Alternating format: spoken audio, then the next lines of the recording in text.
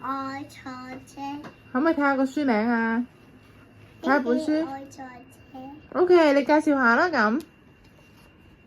OK，第一版係希希啊，同點點講喎，點點，我哋要去外婆屋企喎，我哋要搭咩交通工具啊？希希話我哋可以坐呢架係乜嘢嚟㗎？電車。係啦，我哋可以坐電車喎。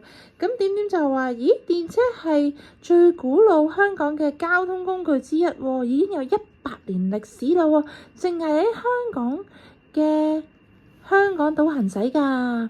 希希話電車喺路軌上面行駛，你話路軌？路軌。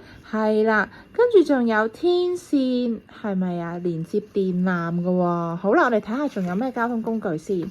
咦？點點就話除咗電車，另一個古老嘅交通工具都喺路軌上行駛喎。希希就話我知道呢架係乜嘢啊？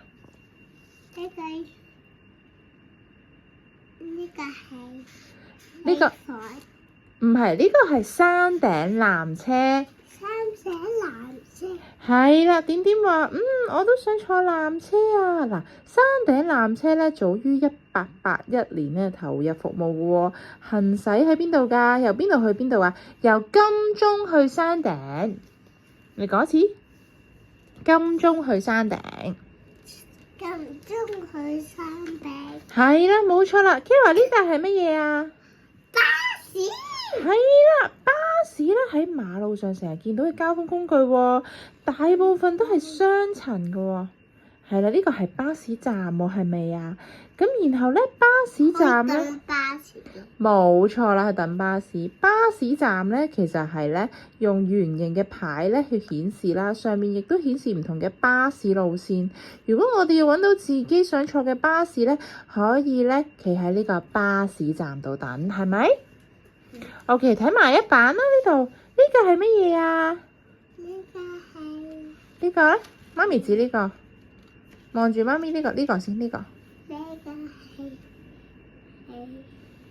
係 taxi。Very good， 係的士嗱。香港嘅的士有3種顏色，一個係記唔記得啊？